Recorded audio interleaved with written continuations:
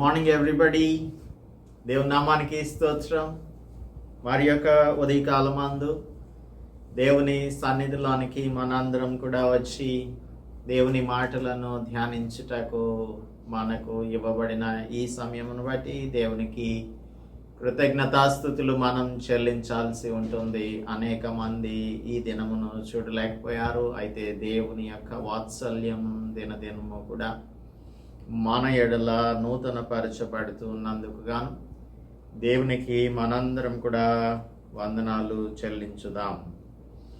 ఈ ఉదయకాల ధ్యానంలో మనం చర్చ్ ద క్రాస్ రోడ్స్ సిరీస్లో కొరింథీయులకు అపోస్తలుడు పౌలు రాసిన 2వ పత్రిక 5వ అధ్యాయం 1 నుంచి 10 వచనాలను మనం ధ్యానం చేయబోతున్నాం. So let us ask for the guidance of the Holy Spirit to lead us in this meditation this morning. Let us pray. పరిశుద్ధుడా మా రక్షక మా ప్రభువా, ఈ ఉదయకాల ధ్యానంలో మాతోనూ మా ప్రియులతోనూ మీరు మాట్లాడండి.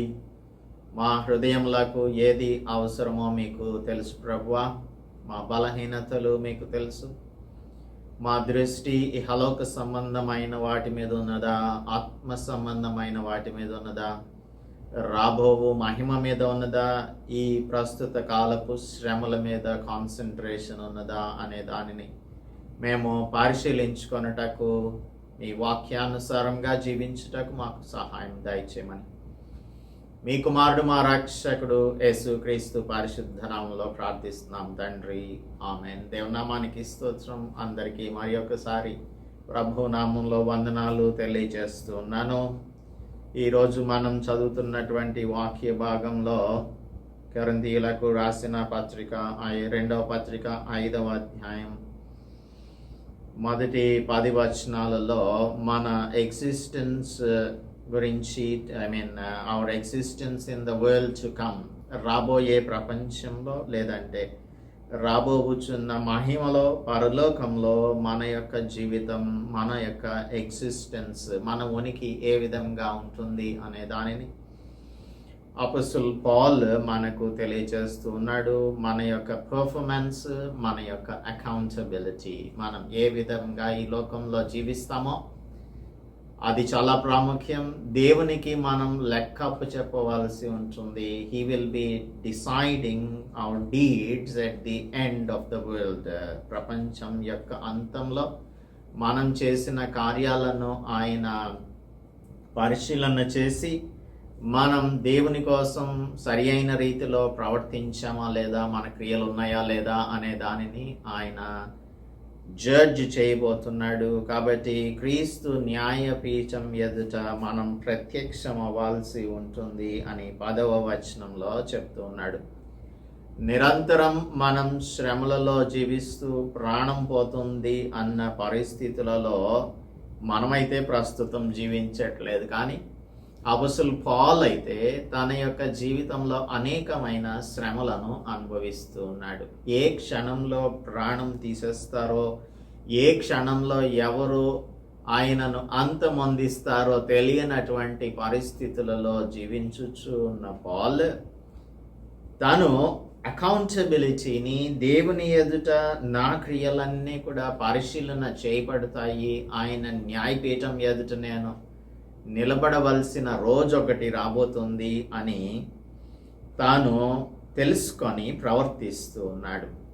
డాక్ట్రిన్ ఆఫ్ గ్రేస్ ప్రకారంగా మనం కృపచేతనే రక్షింపబడి ఉన్నాము అని దైవవాక్యం మనకు బోధిస్తున్నప్పటికీ కూడా రోమాపత్రిక 2వ అధ్యాయం 6వ వచనం ప్రకారంగా మన యొక్క క్రియలు ప్రతి వానికి వాని క్రియల చొప్పున ప్రతిఫలము ఇస్తాడు ఆయన అని రాయబడి ఉంది. ఆయన ప్రతివానికి వాని క్రియల చొప్పున ప్రతిఫలం ఇచ్చును.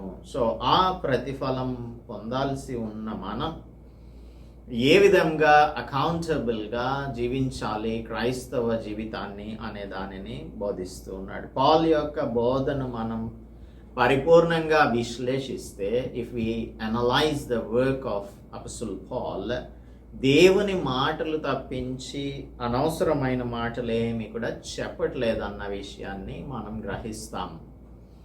సో దేవుని బిడ్డలైన వారు దేవుని మాటలు మాత్రమే చెప్పాల్సి ఉంటుంది. ఇహలోక సంబంధమైన వాటిని గురించి మనం మాట్లాడవలసిన అవసరం లేదు. అలాగే దేవుని బిడ్డలైన వారు ఈ లోక సంబంధమైన విషయాలను ఎక్కువ ప్రాముఖ్యతను, ఈ లోక సంబంధమైన విషయాలకు ఎక్కువ ఇంపార్టెన్స్ని ఇవ్వాల్సిన అవసరం లేదు. వాటిని చర్చించటానికి మనం ఎక్కువ టైంని స్పెండ్ చేయని అవసరం లేదు అనేది పాల్ యొక్క బోధను బట్టి మనకు అర్థమవుతుంది. సో మనం ఏ విధంగా జీవిస్తున్నాము అనేది దేవుని దృష్టిలో ప్రాముఖ్యమైనది. ఆ పర్ఫార్మెన్స్ మ్యాటర్స్. 4వ అధ్యాయం 17-18 వచనాలలో అపోస్తలుడు పాల్ క్షణమాత్రముండు చులకని శ్రమకును ఇటర్నల్ వెయిట్ ఆఫ్ గ్లోరీ, రాబోవు మహిమ ఎదుట మన యొక్క ఇప్పటి కాలపు శ్రమలను రెండింటిని కాంట్రాస్ట్ చేస్తూ ఉన్నాడు. తర్వాత he shows a contrast between the temporal things and the eternal things. తాత్కాలికమైన విషయాలు అలాగనే ఇటర్నిటీలో నిత్యత్వంలో ఉండే విషయాలను కూడా కాంట్రాస్ట్ చేసి చూపించాడు 4వ అధ్యాయంలో. అయితే 5వ అధ్యాయంలో earthly things and heavenly things, భూలోక సంబంధమైన విషయాలు పరలోక సంబంధమైన విషయాలను, ఈ రెంటికి మధ్యన ఉన్న వ్యత్యాసాన్ని తెలియజేస్తూ ఉన్నాడు. మనం ఎరుగుదమో శ్రేష్టమైన విశ్వాసం నమ్మకత్వం యొక్క విజయోత్సాహం ఎటువంటిది అనేది చెప్తూ ఉన్నాడు. We know it very well. 5:1 చివరిలో అంటున్నాడు, మనకున్నదని ఎరుగుదము. We know this things, we know the things through our faith and we trust in the Lord. మనం దేవుని యందు నమ్మకం ఉంచుతున్నాం కాబట్టి, విశ్వాసం ఉంచుతూ ఉన్నాం కాబట్టి, దేవుడు మనలను నడిపిస్తే ఆయన విక్టోరియస్గా మనలను చేస్తాడు. విజయోత్సవంతో మనం సంతోషించే వారినిగానే చేస్తాడు, కానీ మనల్ని ఓటమి పాలు చేసేటువంటి వాడు కాదు. కాబట్టి మనం ఈ బాడీస్ అనేవి టెంపరరీ స్ట్రక్చర్స్, ఇవి గుడారముల వంటివి అంటున్నాడు. భూమి మీద మన గుడారమైన ఈ నివాసం శిథిలమైపోయినా కూడా, భూమి మీద ఈ నివాసం, మన గుడారమైన ఈ నివాసం శిథిలమైపోయినను చేతి పని కాక దేవుని చేత కట్టబడినదియు నిత్యమైనదియునైన నివాసం పరలోకమందు మనకున్నదని ఎరుగుదము. కాబట్టి you should know pretty well, if you are a child of God, దేవుని బిడ్డగా మీరు జీవిస్తూ ఉన్నట్లయితే, నేను జీవిస్తున్నట్టయితే, మనం ఈ సత్యాన్ని ఎరిగి ఉండాలి.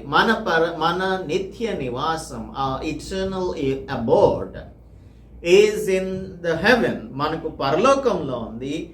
మన ఫ్యూచర్ బాడీస్, మన భవిష్యత్ శరీరాలు అవి చేతులతో చేయబడినవి కావు అని ఇక్కడ చెప్తూ ఉన్నాడు. నిత్యమైన నివాసం మనకు పరలోకమందు ఉన్నది. ఈ నివాసం శిథిలమైపోయినా కూడా చేతి పని కాక దేవుని చేత కట్టబడినదియు నిత్యమైనదియునైన నివాసం మనకు పరలోకమందు ఉన్నది అని అన్నాడు. చాలామంది పరలోక నివాసం కోసం అపేక్షించే వారిగా ఉండట్లేదు.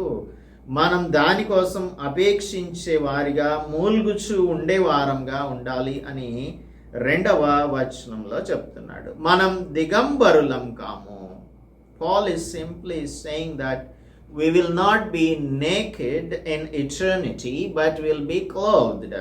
Greek philosophers ఏమంటారు అని అంటే, మానవులకు బాడీలెస్ స్పిరిట్ ఉంటుంది అని. మరణించిన తర్వాత, చనిపోయిన తర్వాత మనకు ఒక బాడీలెస్ స్పిరిట్, ఈ ఆత్మకు శరీరం అంటూ ఏమీ ఉండదు. That is the highest level of human destiny అని గ్రీక్ ఫిలాసఫర్స్ అంటారు. ఇంకా ఏమంటారంటే, body is in prison, body is prison for the soul అని అంటారు. మన మన ఆత్మకు ఈ శరీరం అనేది ఒక చెరసాల లాంటిది. ఈ చెరసాలలో నుంచి మన ఆత్మ బయటకు వెళ్ళిపోయిన తర్వాత దానికి ఒక రూపం కానీ శరీరం కానీ ఉండదు అని అంటూ ఉండేవారు. కాబట్టి అపోస్టల్ పాల్ క్లారిటీ ఇస్తున్నాడు, we will not be bodiless spirits. మనం దిగంబరులం కాక, మనం చనిపోయిన తర్వాత దేవుడు మనకు ఒక మహిమ శరీరాన్ని ఇస్తాడు. ఆ మహిమ శరీరం దిగంబరంగా ఉండదు, వస్త్రము ధరించుకొనిన వారంగానే మనం కనబడతాము. సో దేవుడు మనకు ఇవ్వబోయే నూతనమైన శరీరాలు మర్త్యమైన శరీరాలు కాదు. ఆ నివాసము దీనిపైన ధరించుకొనగోరుచున్నాము. ఏ నివాసం? ఆ అమర్త్యమైన నూతన శరీరం అనే వస్త్రాన్ని మనం ధరించుకోబోతున్నాము. కాబట్టి పరలోకం నుండి వచ్చు మన నివాసం దీనిపైన ధరించుకొననపేక్షించుచు దీనిలో మనం మూల్గుచు ఉన్నాము అని అంటున్నాడు. సో మధ్యయుగంలో కొందరు ఏం చేసేవారంటే monks, Christian monks, Roman Catholic monks ఉండేవారు. మనకి మాంక్ అంటే ఒక సన్యాసి అని అంటాం, కానీ ఈవెన్ ఇన్ క్రిస్టియానిటీ రోమన్ క్యాథలిక్స్లో మాంక్స్ ఉండేవాళ్ళు, రోమన్ క్యాథలిక్ మాంక్స్. వీరిని కూడా మనం సన్యాసులు అని పిలవం, కానీ మాంక్స్ అని పిలుస్తుంటాం. అంటే సమస్తమును పరిత్యజించిన దేవుని యొక్క బిడ్డలు, వివాహం చేసుకోకుండా ఉన్నవారు రోమన్ క్యాథలిక్ ప్రీస్ట్స్గా ఉండేవారు. వారు ఒకవేళ ఈ లోకంలో మాంక్స్గా సరిగా జీవించలేకపోతే వాళ్ళు చనిపోయిన తర్వాత ఆ మాంక్ డ్రెస్ని వేసి వారిని భూస్థాపన చేస్తూ ఉండేవారు. ఎందుకంటే తీర్పు దినమున వారు లేచినప్పుడు ఈ మాంక్ డ్రెస్తో లేస్తే దేవుడు వారికి ఒక స్పెషల్ ఫేవర్ని కలిగిస్తారు అనేది వారి యొక్క ఉద్దేశం.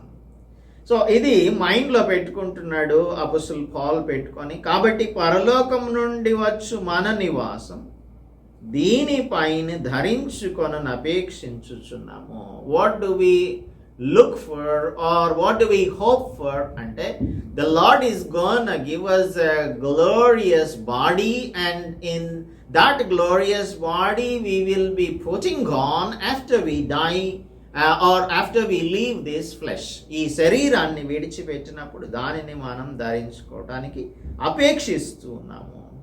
దీనిలో మూల్గుచూ ఉన్నాము.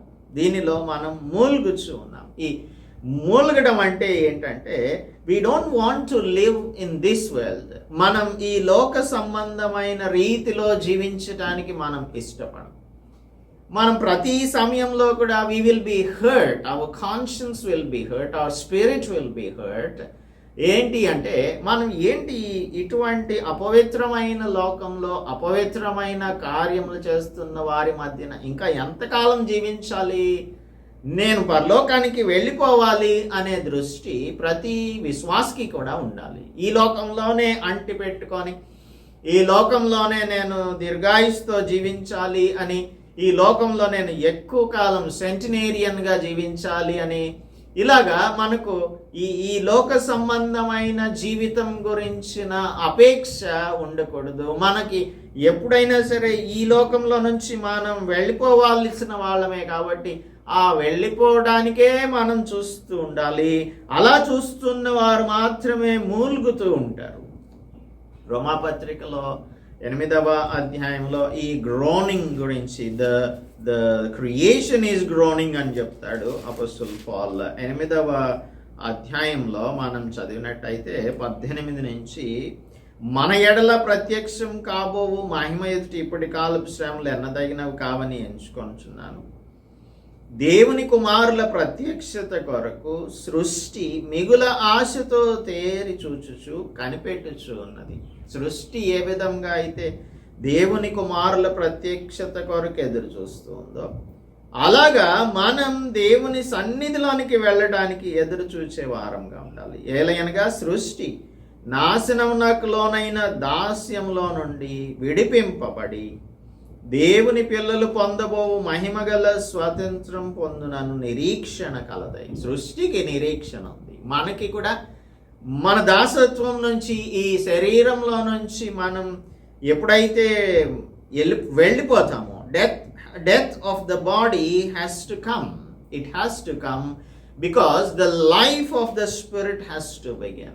ఆత్మ జీవించటం ప్రారంభించాలి అంటే ఈ శరీరం మరణించాల్సి ఉంటుంది.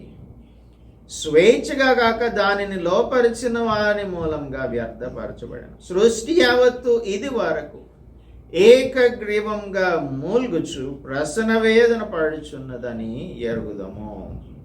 కాబట్టి ఈ విధంగా మనం మన యొక్క ఈ శరీర జీవితంలో జీవించుచు ఉన్నప్పుడు దేవుడు అనుగ్రహించబోయే ఆ మహిమ శరీరాన్ని ధరించుకోవడానికి సిద్ధపాటు కలిగిన వారంగా ఈ శరీరాన్ని మనం ఎప్పుడు విడిచి వెళ్ళిపోతామా, ఈ మర్త్యమైన శరీరాన్ని ఎప్పుడు విడిచి వెళ్ళిపోతామా అని ఎదురు చూచేటువంటి వారంగా ఉంటున్నాము అని అంటున్నాడు. మూల్గుచున్నాము.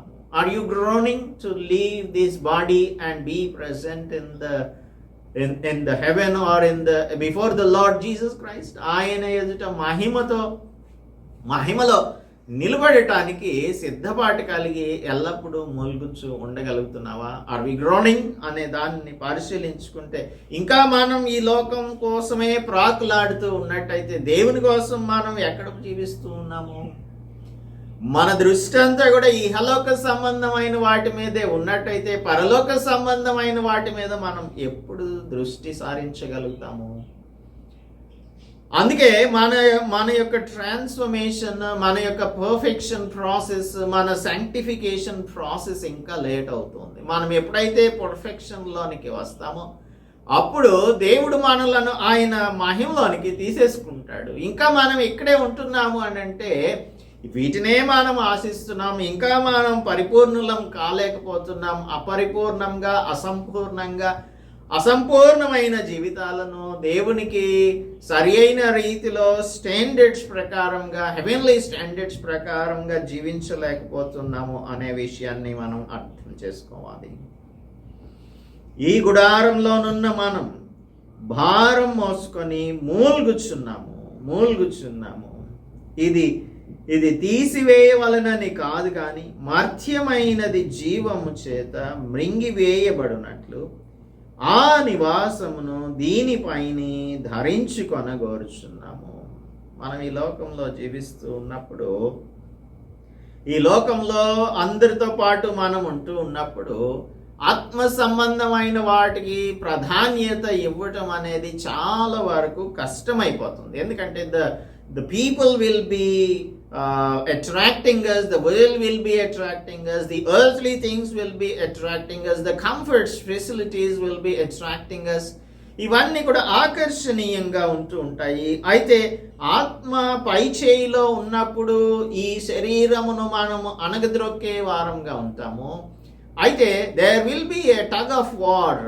ఒక ప్రక్కన ఒకరు లాగుతూ ఉంటే ఇంకొక ప్రక్కన ఇంకొకరు లాగేటువంటి ఆ టగ్ ఆఫ్ వార్ గేమ్ ఉంది. శరీరం లాగుతూ ఉంటుంది, ఆత్మ లాగుతూ ఉంటుంది. ఈ ఆత్మకు మనం ఎప్పుడైతే పై చేయిని ఇవ్వగలుగుతామో, అనగా మనం పరిశుద్ధాత్మని యొక్క రెస్పాన్స్కి, ఆయన యొక్క ప్రాంప్టింగ్స్కి మనం రెస్పాండ్ అయ్యి మనలను మనం సరిచేసుకుంటామో అప్పుడు we will be letting down the flesh and we will not be following according to the flesh. శరీరానుసారంగా జీవించము. ఈ మర్త్యమైనది జీవం చేత మృంగివేయబడాలి. మనలో దేవుడు తన యొక్క జీవాన్ని పెట్టాడు, తన ఆత్మని పెట్టాడు. ఈ ఆత్మ శరీరాన్ని మృంగివేయాలి. ఈ ఆత్మ శరీర క్రియలను cut off చేసేయాలి. It should be shed off. The worldly things or the fleshly things should be cut off from the life of a man who is in Christ Jesus. ఇది నిరంతరమైన ప్రక్రియ. కనుక మర్త్యమైనది జీవం చేత మృంగివేయబడినట్లు ఆ నివాసమును దీనిపైన ధరించుకొనగోరుతున్నాము. దీని నిమిత్తం మనలను సిద్ధపరిచినవాడు దేవుడే. దీని నిమిత్తం మనలను, దిస్ ఈస్ అవర్ కాన్ఫిడెన్స్, దేవుడే మనలను సిద్ధపరిచాడు. 4:18 చులకని శ్రమ అని అంటున్నాడు. అలాగనే 17-18 వచనాలలోనికి వచ్చేసరికి ఇదే అధ్యాయంలో 5వ అధ్యాయంలో ఇదిగో సమస్తము క్రొత్తమాయను, సమస్తమును దేవుని వలన అయినవి, ఆయన మనలను క్రీస్తు ద్వారా తనతో సమాధానపరుచుకొని ఆ సమాధానపరచు పరిచర్యను మాకు అనుగ్రహించను. దేవుడు మనలను క్రీస్తుతో కూడా సమాధానపరుచుకున్నాడు కనుక ఇటువంటి సమాధానకరమైన సువార్తను ప్రకటించడానికి ఆయన పరిచర్యను మనం చేయటానికి మనలను ఏర్పరచుకున్నాడు. దీని నిమిత్తం మనల్ని సిద్ధపరిచిన వాడు దేవుడే. మనల్ని మనమేం సిద్ధపరచుకోలేం, దేవుడే మనలను సిద్ధపరిచాడు. మరియు ఆయన తన ఆత్మ అను సంచకరువును మనకు అనుగ్రహించి ఉన్నాడు. కాబట్టి ఇక్కడ మెసేజ్ ఏంటంటే we are being prepared down here on earth. భూలోకంలోనే మన యొక్క ప్రిపరేషన్, పరలోక రాజ్యంలోకి వెళ్ళిన తర్వాత ప్రిపరేషన్ ఏమీ ఉండదు. ప్రిపరేషన్ అంతా ఇక్కడే. What ever training you should get, what ever perfection you have to achieve, everything must be done only here. ఈ లోకంలో మనలను ఆయన ప్రిపేర్ చేసి పరలోకంలో మనం ఫిట్ అయ్యేలాగా, ఆయన యొక్క హెవెన్లీ స్టాండర్డ్స్కి ఫిట్ అయ్యేలాగా దేవుడు మనలను తయారు చేస్తాడు. దీనికోసమే మనలను ఆయన సిద్ధపరిచాడు. ఆయన తన ఆత్మ అను గ్యారంటీని, ఆత్మ అను గ్యారంటీని, సంచకరువును మనకు అనుగ్రహించాడు. ఈ లోకంలో శ్రమలు అధికమైనప్పుడు మనం పరలోకం వైపు చూడటం, మన గమ్యం వైపు చూడటం అనేది అంత తేలికైన విషయం కాదు. ఇహలోక సంబంధమైన వాటిని జయించటం అనేది అంత తేలికైన విషయం కాదు, ఎప్పుడు మన స్వశక్తి మీద ఆధారపడినప్పుడు. అందుకనే తన ఆత్మను మనకు సంచకరువుగా అనుగ్రహించాడు. ఇదేంటంటే it is like a down payment. మనం ఏదైనా ఒక వస్తువును ఇన్స్టాల్మెంట్స్లో తీసుకోవాలనుకున్నప్పుడు కొంత అమౌంట్ని డౌన్ పేమెంట్ చేస్తాము, ఆ తర్వాత మనం దానిని తర్వాత ఇన్స్టాల్మెంట్స్ లాగా పే చేస్తుంటాం. Down payment will be a lump sum amount that will give a guarantee for the seller. అమ్మేటువంటి వానికి ఒక గ్యారంటీ ఏంటంటే మనం కట్టగలం అన్నది అర్థం అవుతుంది. ఇంత డబ్బులు కట్టాడు కాబట్టి మిగిలింది కూడా కట్టగలడు అని. అలాగా దేవుడు ఏం చేశాడంటే మనకు ఫ్యూచర్ గ్లోరీని ఇవ్వటానికి ముందుగా పరిశుద్ధాత్మని యొక్క డౌన్ పేమెంట్ మనకు పరలోకం నుంచి పంపించాడు. ఆ పరిశుద్ధాత్ముడు మనకు గ్యారంటీ ఇచ్చి, yes you can win, you can overcome all these things of flesh అని మనకు ఆయన ఏమంటామంటే దానిని భరోసా ఇస్తున్నాడు. ఆత్మను సంచకరువును మనకు అనుగ్రహించి ఉన్నాడు. వెలిచూపు వలన కాక విశ్వాసం వలననే నడుచుకొంచున్నాము. Walking by faith, not walking according to the sight. మన వెలిచూపు వలన కాక, మనం చుట్టుపక్కల ఉన్న విషయాలను చూడటం కాదు, విశ్వాసం వల్లనే నడుచుకుంటున్నాము. Walking by faith is very important. One of the greatest and difficult principles of Christian living ఏంటి అంటే విశ్వాసంతో మనం నడుచుకోవడం, వెలిచూపు కాదు. ఫెయిత్ అనేది it is the opposite of fact. Facts అంటే అన్ని కూడా అందరికీ క్రిస్టల్ క్లియర్గా తెలుస్తూ ఉంటాయి, కాంక్రీట్గా మనకు అర్థమవుతూ ఉంటాయి. కానీ ఫెయిత్ అనేది ఒక abstract thing. We cannot touch it and we cannot have a look at it, but we can feel it in our spirits. విశ్వాసం నిరీక్షింపబడు వాటి యొక్క నిజస్వరూపమును, అదృశ్యమైనవి ఉన్నవి అనుటకు రుజువునై ఉన్నది అని హెబ్రీయులకు రాస్తూ అపొస్తలుడు పౌలు 11వ అధ్యాయం 1వ వచనంలో చెప్తూ ఉన్నాడు. సో ఇది నిరీక్షింపబడు వాటి యొక్క నిజస్వరూపం, ఇది విశ్వాసం అంటే.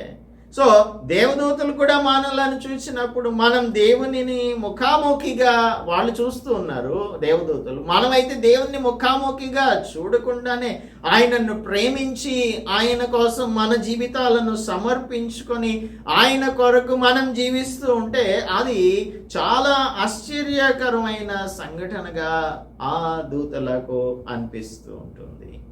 Walking is one of the mundane activities of life. ఐహికంగా చూసినప్పుడు నడవడం అనేది అది ఒక నార్మల్ యాక్టివిటీగా ఉంటుంది. But walking in faith is something very remarkable and it is the thing that the Lord wants from us. మన నుంచి కోరుకునేవాడు విశ్వాస మూలంగా జీవించాలి. నీతిమంతుడు విశ్వాస మూలంగా జీవించాలి. సో ఆ విశ్వాసం అనేది ఆత్మఫలము. కాబట్టి దేవుడిచ్చేటువంటి పరిశుద్ధాత్మని సహాయంతో మనం విశ్వాసం కలిగిన వారంగా నడుచుకుంటాము అని అంటూ ఉన్నాడు అపొస్తలుడు పౌలు. కనుక ఈ దేహంలో నివసించుచున్నంత కాలం ప్రభువునకు దూరంగా ఉన్నామని ఎరిగి ఉండి, మనం ఈ లోకంలో జీవిస్తూ ఉన్నంత కాలం దేవునికి దూరంగా ఉంటాం. మధ్యమైన ఈ శరీరం మనకు స్థిర నివాసం, శాశ్వత నివాసం ఏమాత్రము కానే కాదు. ఇది అశాశ్వతమైనది, మర్త్యమైనది.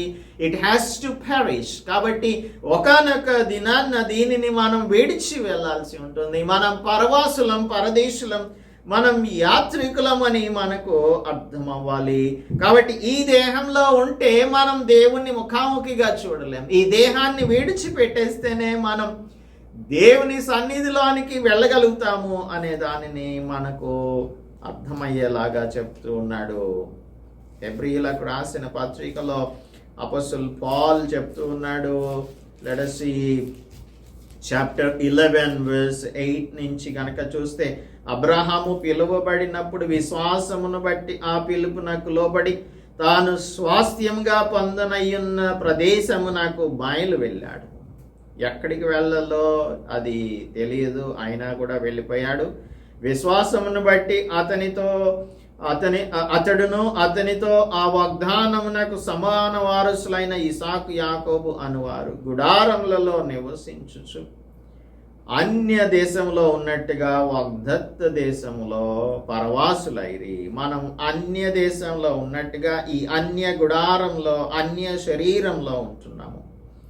మనం వాగ్దత్త దేశంలో పరవాసులంగా ఉంటున్నాము. ఎలయనగా దేవుడు దేనికి శిల్పియు నిర్మాణకుడునై ఉన్నాడు. పునాదులు గల ఆ పట్టణం కొరకు అబ్రహాము ఎదురు చూచుచుండెను.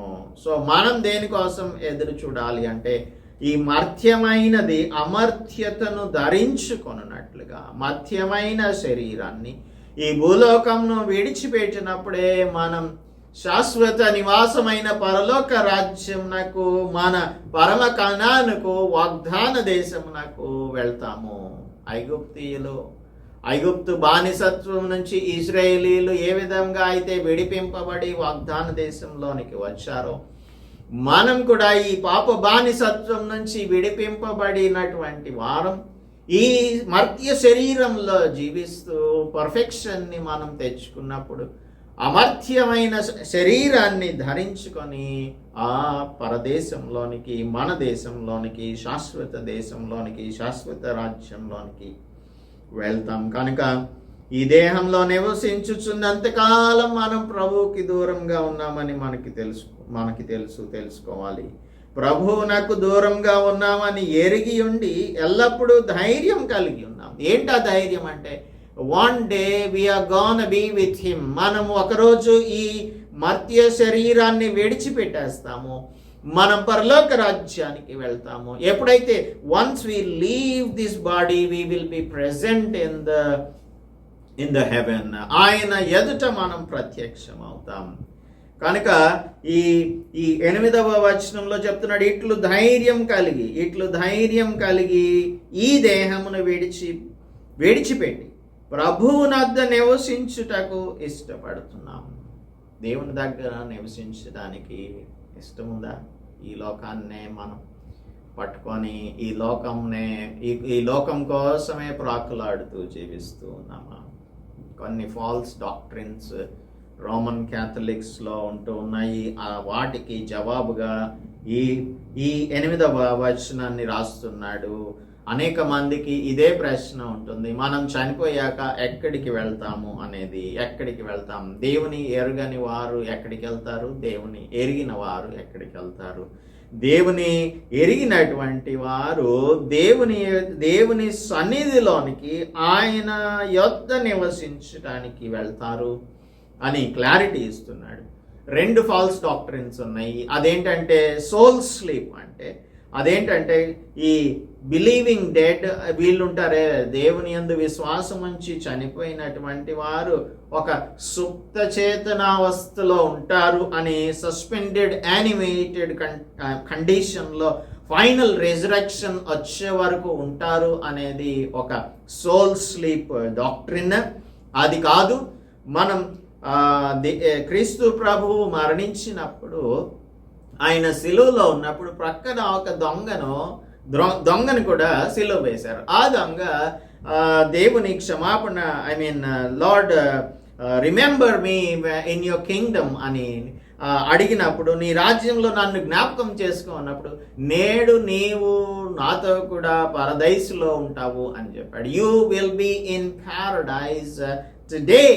ఎప్పుడైతే ఈ శరీరాన్ని ఆ దొంగ విడిచి పెడతాడో అప్పుడు పరదేశంలోనికి వెళ్ళిపోతాడు. The spirit of the thief went to paradise then and there itself there was no soul sleeping. ఇంకొకటి ద డాక్ట్రిన్ ఆఫ్ పర్గేటరీ అని రోమన్ కెథాలిసిజంలో ఉంటుంది. అది ప్రాయశ్చిత్త స్థలం అని అంటారు. పర్గేటరీ అంటే ప్రాయశ్చిత్త స్థలం.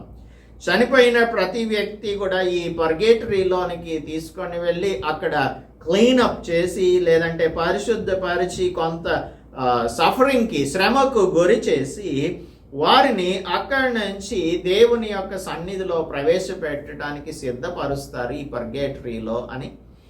ఇవన్నీ కూడా కుక్డ్ అప్ డాక్ట్రిన్స్. అంటే the soul will be roasted in the purgatory and then the soul will leap into paradise. కొన్ని అన్య మతాలు కూడా ఇదే చెప్తూ ఉంటారు. మనం ఈ లోకంలో చేసిన తప్పిదాలకు పాపాలకు మనలను నూనెలో వేయించి అలాగ శ్రమ పెట్టి ఆ తర్వాత మనల్ని స్వర్గానికి తీసుకొని వెళ్తారు అని చెప్తూ ఉంటారు. It is like the purgatory doctrine of the Roman Catholics. కాబట్టి ఇవేమి కాదు, మనం మరణించిన తర్వాత once if we're absent in the body we will be present before the Lord. దేవుని యొద్ద మనం ప్రత్యక్షమవుతాం, నివసించటానికి మనం వెళ్తాం. కావున దేహమందున్నను దేహం వీడిచ్చినను ఆయనకి ఇష్టలమై ఉండవలెనని మిగుల అపేక్షించుచున్నాం.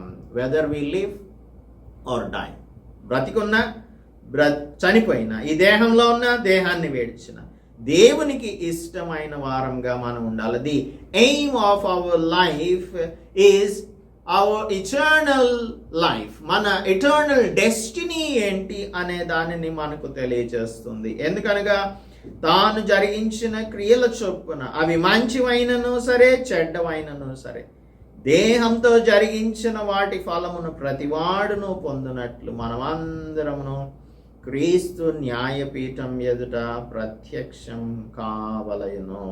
So we have to appear before the Lord. The Lord is the one who will test us and who will judge us అని చెప్తూ ఉన్నాడు. Our goal must persistently be the glory of God. దేవుని మహిమ కోసం మనం జీవించాలి. దేవుని మహిమ కోసం మనం జీవించాలి. మనం అక్కడికి వెళ్ళిపోయిన తర్వాత there is no need of faith. అక్కడ విశ్వాసం అవసరం లేదు, అక్కడ ధైర్యం అవసరం లేదు, అక్కడ మనకు శ్రమలను గురించిన ఎండ్యూరెన్స్, శ్రమలను సహించడం అనేది అవసరం లేదు. అక్కడికి వెళ్ళిన తర్వాత దేవుడు మనకు ఆయన అనుగ్రహించే మహిమను పొందుతాము, మనం నెమ్మది పొందుతాము అని చెప్తున్నాడు. క్రీస్తు న్యాయపీఠం ఎదుట ప్రత్యక్షం అంటే it is not speaking about the great white throne judgment which is mentioned in Revelation chapter 20, 11 to 15. ప్రకటన గ్రంథం 20 అధ్యాయం 11 నుంచి 15 వరకు చెప్పబడినటువంటి ధవలమైన మహాసింహాసనం మీద క్రీస్తు ప్రభు చేసే తీర్పును గురించి మాట్లాడట్లేదు. All the deeds we do will be taken into account. మనం చేసే ప్రతిదీ కూడా దేవుడు లెక్క చూస్తాడు అని, మనం ఏ క్రియలు చేశామో వాటిని ఆయన ఖచ్చితంగా చూస్తాడు. అవి కరెక్ట్గా ఉన్నాయా లేదా అనే దానిని పరిశీలిస్తాడు. కాబట్టి దేవుని బిడ్డలైన వారు అన్ని విషయాలలో జాగ్రత్తగా జీవించాలి అని అపోస్తలుడు పౌల్ మనకు ఈ ఉదయకాలం అందు చెప్తూ ఉన్నాడు. క్రీస్తు న్యాయపీఠం ఎదుట అంటే ఇదేంటంటే this is the seat of reverence. ఈ మాట, ఈ న్యాయపీఠం అని ఉందే, గ్రీక్లో బీమా సీట్ అని మనం గతంలో కీర్తనలు ధ్యానం చేసినప్పుడు అనుకున్నాము. ఇది బీమా సీట్ అంటే this is the place where a raised platform where the Roman magistrate will sit to judge the people. అయితే ఆ న్యాయపీఠం ఉందే, అది it is a place of reference. అది దేవుని ఆ జడ్జికి మనం ఇచ్చే గౌరవాన్ని సూచిస్తుంది. ఒక ఎత్తైన ప్రదేశంగా ఉంటుంది. యూజువల్లీ ఒలింపిక్స్ గేమ్స్లో కూడా వెళ్ళినప్పుడు ఒక రైజ్డ్ ప్లాట్ఫామ్ మీదకి వెళ్ళి ఈ గెలిచినటువంటి వారు వాళ్ళ మెడల్స్ని తీసుకొని వస్తూ ఉంటారు. సో ఈ క్రీస్తు న్యాయపీఠం ఎదుట మనం ప్రత్యక్షపరచబడినప్పుడు, ఆయన ఎదుట మనం నిలబడినప్పుడు, he is gonna give us the rewards. మనం ఆయన పిల్లలంగా దేవుడు అనుగ్రహించే ఆ బహుమానాలను పొందటానికి సిద్ధపడాలి అని తెలియజేస్తూ ఉన్నాడు అపోస్తలుడు పౌల్. కాబట్టి faithful godly living in difficult circumstances is very important. పరిస్థితులు, కష్టాలు, శ్రమలు అన్నింటినీ కూడా చర్చించుచు 4వ అధ్యాయంలో 5వ అధ్యాయంలోనికి వచ్చేసరికి మన ఎటర్నల్ డెస్టినీని గురించి, ఒక క్రైస్తవుని యొక్క గమ్యం ఏంటి అనే దానిని గురించి, మన పర్ఫార్మెన్స్, మన అకౌంటబిలిటీని దేవుడు కన్సిడరేషన్లోనికి తీసుకుంటాడు అని అపోస్తలుడు పౌల్ ఈ ఉదయకాలం అందు మనలను హెచ్చరించుచు ఉన్నాడు. కనుక మన జీవితంలో దేవుని ఎదుట ఏ విధంగా ఉన్నాయి అనే దానిని పరిశీలించుకొని హెవెన్లీ హోమ్ సిక్నెస్, పరమ గృహాన్ని చేరాలి అనే చిరకాల వాంఛ కలిగిన వారంగా మనం జీవించుటకు సిద్ధంగా ఉండాలి, జీవించుచు ఉండాలి అని దైవ వాక్యం మనలని ఉదయకాలం అందు హెచ్చరిస్తోంది. కాబట్టి విశ్వాసంతో మనం ఆయనతో నడుద్దాం. ఫ్యాక్ట్స్ కోసం, రుజువుల కోసం చూడవద్దు. హెబ్రీ పత్రిక 11:1 చెప్పినట్లు అదృశ్యమైనవి ఉన్నవి అనుటకు రుజువు, there is heaven and we will be taken in to heaven, we will be given the glorious bodies. That is our hope. అదే మన నిరీక్షణ. ప్రార్థించుకుందాం. పరిశుద్ధుడా, మా రక్షక, మా ప్రభువా, మా దేవ, ఈ ఉదయకాలమందు ఈ భూలోకం మాకు శాశ్వతమైనది కాదు, ఈ మర్త్య శరీరం శాశ్వతమైనది కాదు.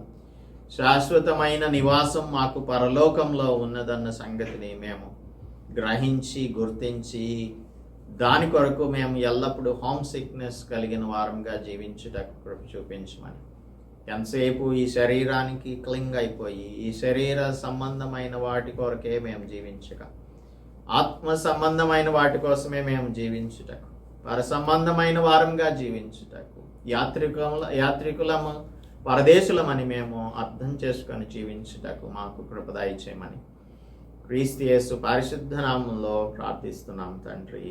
ఆమేన్. దేవుని నామానికి స్తోత్రం. అందరికీ వందనాలు. దేవుడు మనలను తన యొక్క మహిమలోనికి చేర్చుకోవడానికి సిద్ధంగా జీవిద్దాం. అందుకు దేవుడు మనకు సహాయం చేయను గాక.